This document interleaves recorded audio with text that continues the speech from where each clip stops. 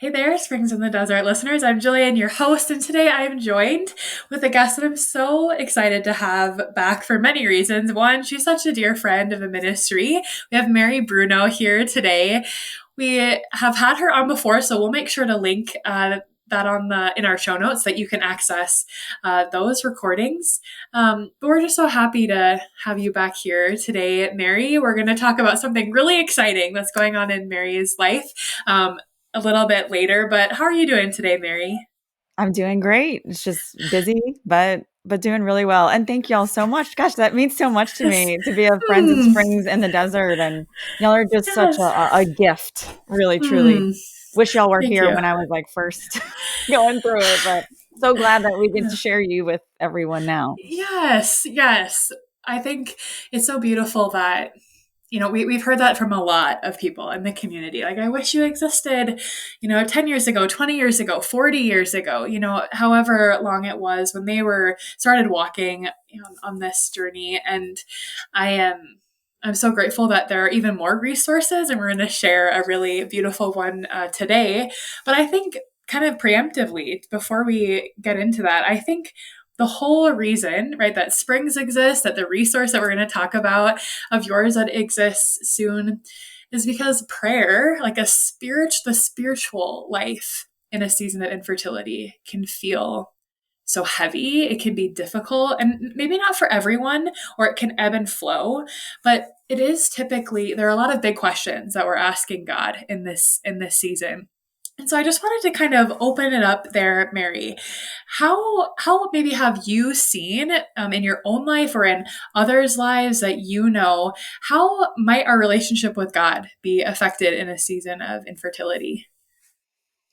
Oh, that's so tough. I think that there's a lot of different things that we feel in our relationship with God with any type of suffering. And infertility is unique. I think it hits us in very deep Mm. places because we feel an attack on our womanhood. We feel an Mm. attack on our marriage, an attack on us as Catholic women and friendships. Like we feel like we are hit in lots of different ways.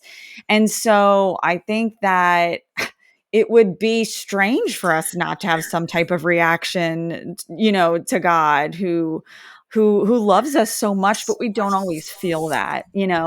Um, as far as prayer goes, there's so many different ways that we can pray. And I think we kind of forget that, or maybe we don't know it in the first place. I know I certainly didn't. It's something that I'm always like growing and understanding of. But, the thing when you first said that, what came to my heart is that like a cry to God is a prayer.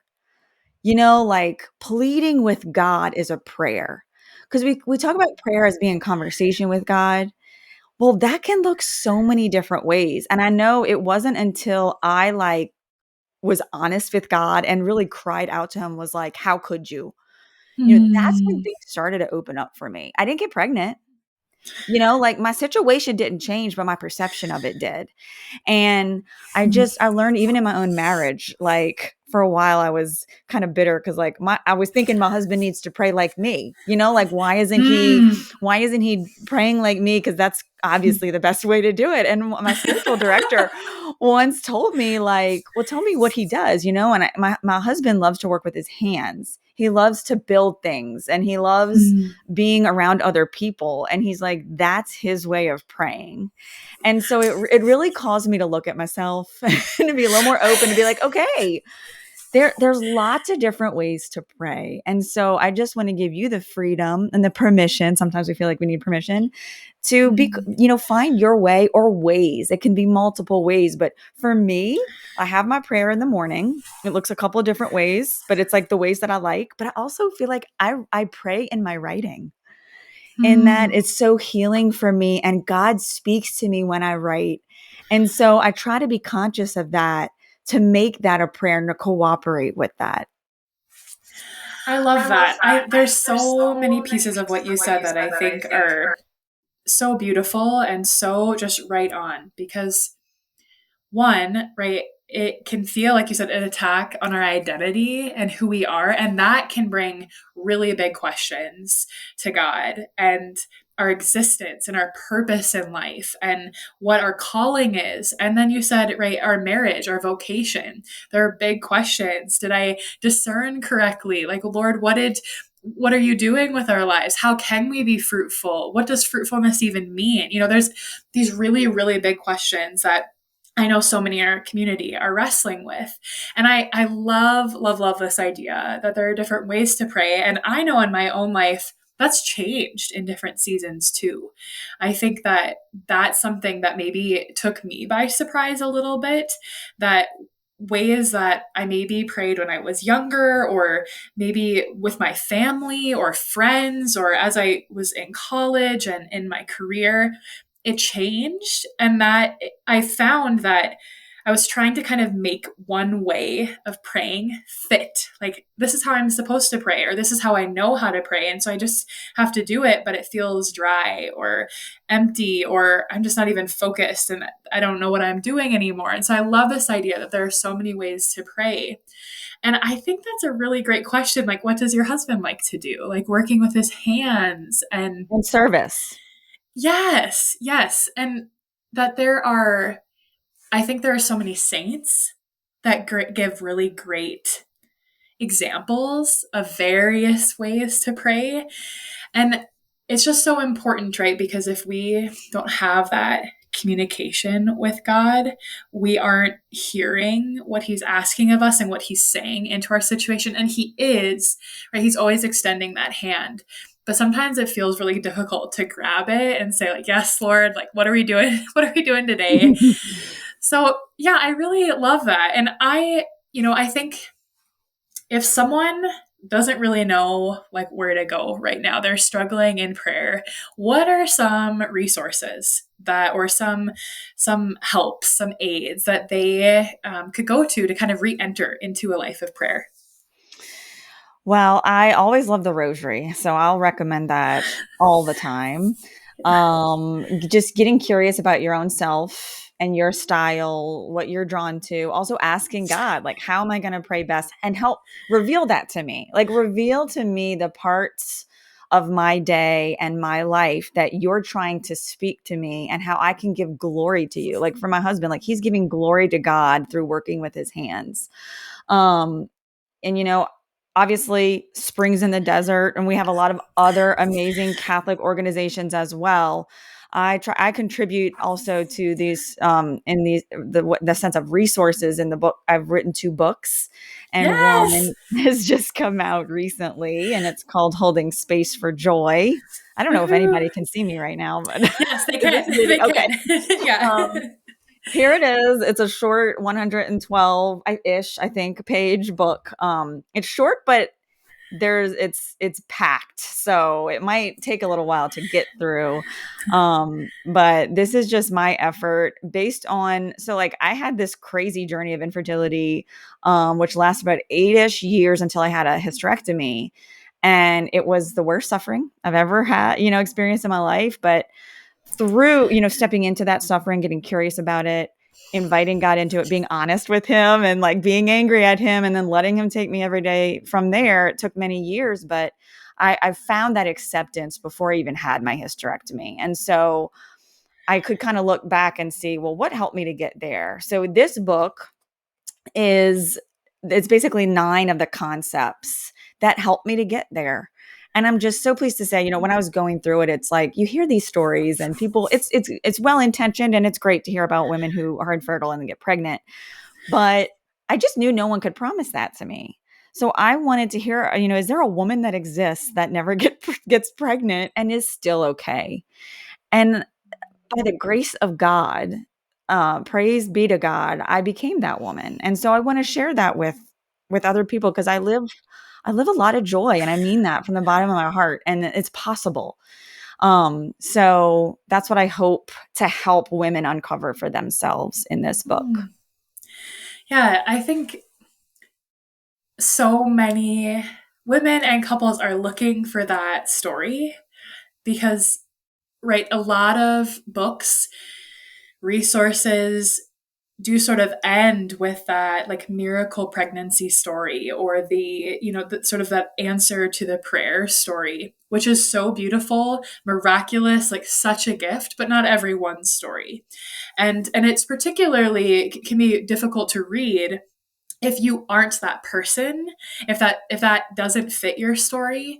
And so there's a limited number of resources out there that do talk about the perspective of joy if a pregnancy hasn't occurred, and or if you weren't able to carry a child to term, right there. It's being able to see that God is working wonders in your life, even though you're carrying this cross, right? That I think it's such a mystery that we try to talk about a lot here at Springs, right? We have the crucifixion and the resurrection and the ascension, and they're all part of this paschal mystery. Like they're all crucial components, and that's like that Jesus understands all of it. He's been through all of it, and so I really appreciate that perspective. And it's so I was just telling the team listeners that Mary's latest book is just perfect to like put in your like adoration bag, or your prayer bag, or in your prayer space. It's small enough that it fits anywhere that you want it to be, and it's light enough to carry it with you, but it is just packed full of so many great, I think, sort of like prayer prompts and perspectives and situations to kind of let the Lord lead you through. And I think one of my favorite parts of the book is that each chapter has these several different ways to pray with that theme, I guess, if you would say. And I'm just wondering, Mary, if you would share a little bit about why you did that, and how that might be helpful to someone to have all these different ways to pray. Yeah, so the idea of a journal came from a dear friend of mine, Jen Lorette, she and her husband started Surprised by Marriage. Actually, you might have heard of them. They're on Yes. Instagram and they have this great email list. But anyway, so she gave me the idea for a daily journal. And I've just loved it. And actually wrote this before 12 Stripes Deep was published, most of Wow. it. Wow. Yeah, it's been, Okay. now when I connected with our Sunday visitor, they suggested I add three details. So I added the first, the second, and the last one, which ended Okay. up becoming some of my favorites. But anyway, when I sat down to actually, start writing, it was just like it didn't feel right to do a daily reflection, but to just consider my story and what got me through these times. So I kind of picked out these concepts, and then created a prayer. At first I was writing my own prayers, and then after a while I thought, well, man, it would be great if I could get I love bringing people together and giving women lots of different options to move forward with. And so, of course, I thought of y'all, Springs in the Desert, and I asked Yes. y'all to contribute a prayer, write your own prayer, pick your concept. I had already used, a couple of them, but you guys picked two prayers that spoke to y'all and ended up writing two concepts. I'm sorry, writing two prayers, which I just loved. And then there's, I think, three other or Catholic infertility organizations who also added some prayers. So you're going to get different voices, and Yeah. also go and find them and continue your journey with them. And so just thought that was really cool. And then the songs. I mean, I think most people do that. You can really enter in such a unique way with music. It just touches Hmm. us differently. And so it was just really meaningful, kind of fun time picking the songs that match with each concept. You get some podcasts as well. Yes. And so there's about three-ish songs with each concept. By the way, of a follower created a Spotify playlist with all these songs. So I want to say this, you guys, if you are reading the book, send me a direct message on Instagram and I'll send you a link to this Spotify list. I just thought it was so cool. And it's got some Yeah. podcasts on it too.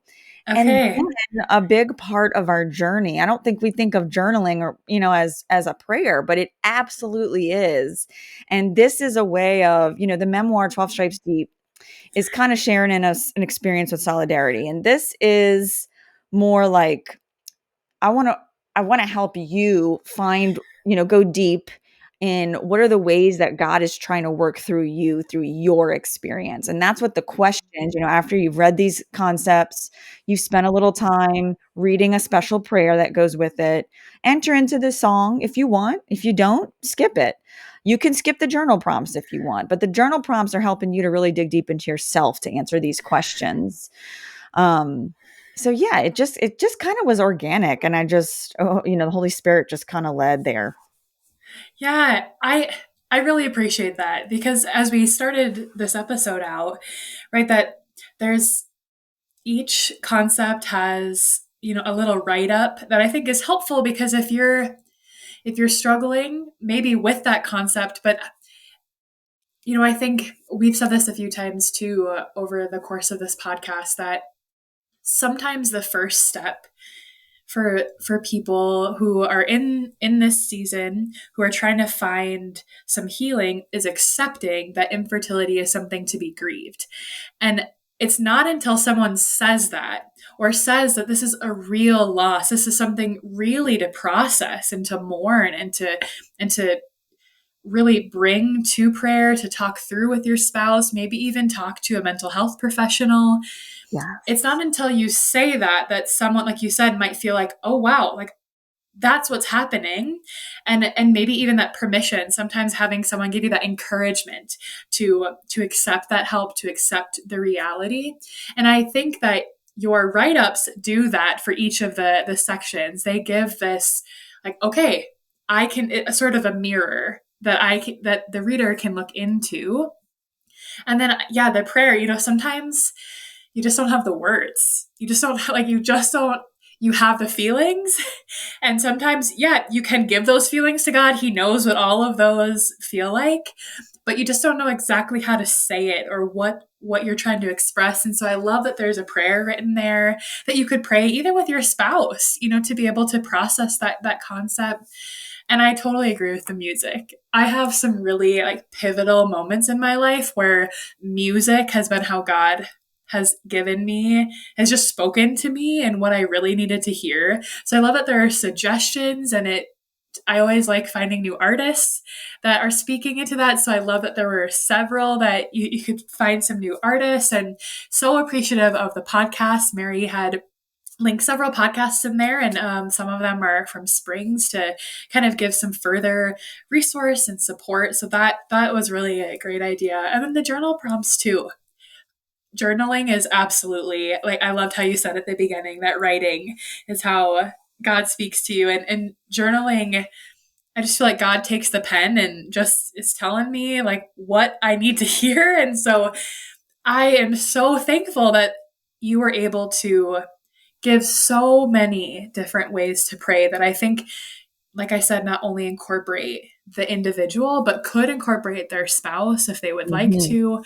And we at Springs, we've started small groups in various areas around the country. And so I think these concepts too could be a really beautiful way to dive deeper together and in a group of friends. And I think that's really beautiful. And I think would you say, I mean, I would say maybe yes, but if someone opens up your book, Mary, and they're really resonating with, let's say, like the concept number 4, do you think that your book is something that needs to be done linearly? So they go from concept 1 through 9, or do you think someone could kind of jump in the middle?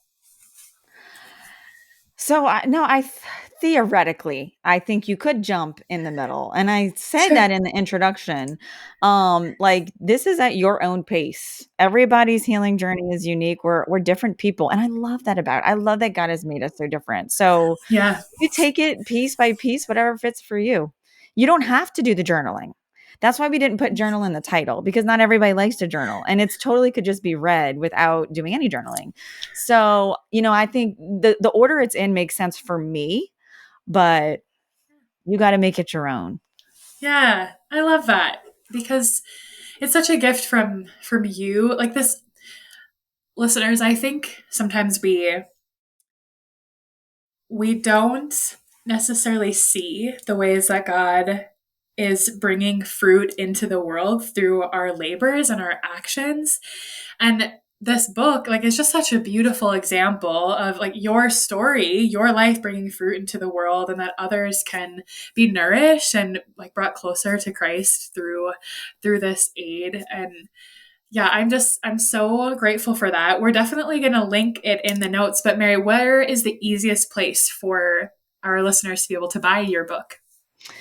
So you can go to our Sunday Visitor bookstore online or Amazon. And there's also, I understand it's a few different places online if you want to just search your favorite online bookstore. And my website is marygbruno.com. You can access it, the links through there as well. They're there. Awesome. Yeah, we'll make sure to get that all in the notes. Before we take off, though, Mary, is there, if what would be maybe one last piece of encouragement that you would give to someone who is maybe waiting for your book to arrive in the mail and they're really wanting to kind of re-enter into the life of prayer and are struggling? What would you say to them?